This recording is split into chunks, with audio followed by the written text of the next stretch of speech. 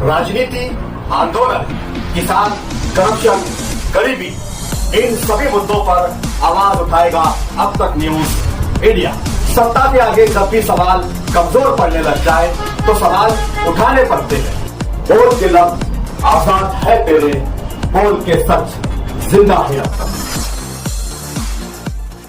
आदाब नाजरीन, अब तक न्यूज इंडिया में आपका इस्तकबाल है।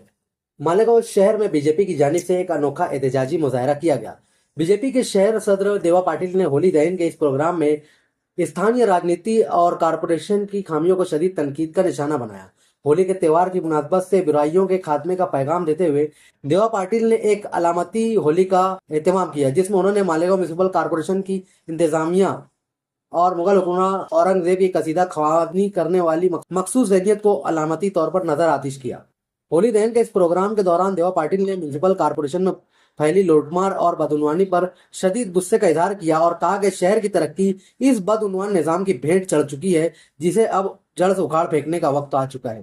देवा पाटिल और दीगर बीजेपी वर्कर्स ने मालेगांव के साबिक एमएलए आसिफ शेख को उनके हालिया इकदाम पर कड़ी तनकीद का निशाना बनाया।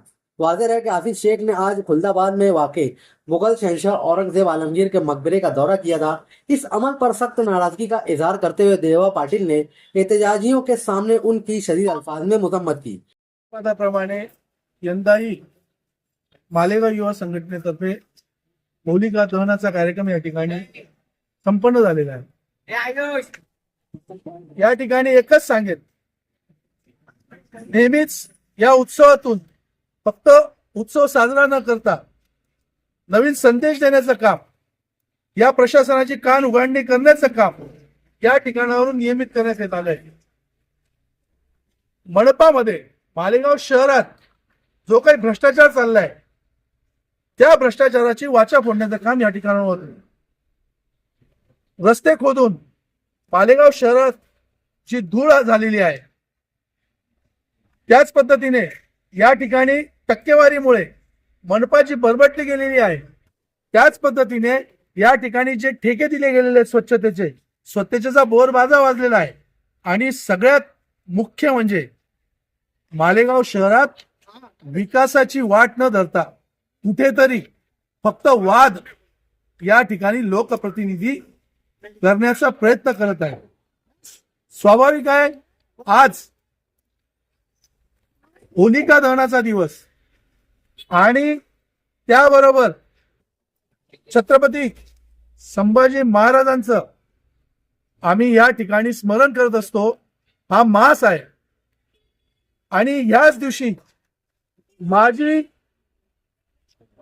आमदार आसिफ शेख संभाजीनगर या ठिकाणी जाऊन त्या औरंगाच्या कबरीवर माथा टेकतात आणि एकीकडे सांगतात की आम्ही जातीवादी नाही। हा जातीवाद नाही तर काय?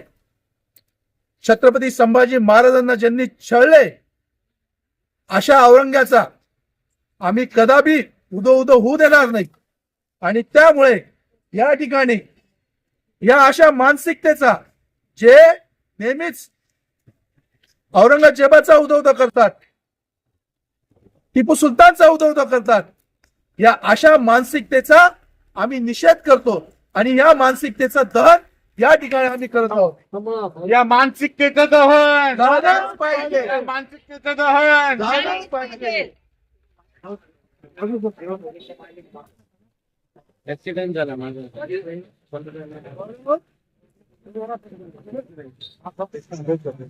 आज या ठिकाणी बाराबंगला परिसरामध्ये देवाभाऊ पाटील यांच्या नेतृत्वाखाली या ठिकाणी होळीचं दहन करण्यात आलेलं आहे। परंतु ही एक आगळीवेगळी होळी आहे। या ठिकाणी आपण बघितलं असेल की शहर स्वच्छता ज्या कंपनीकडे आहे त्याचं या ठिकाणी होळी केलेली आहे।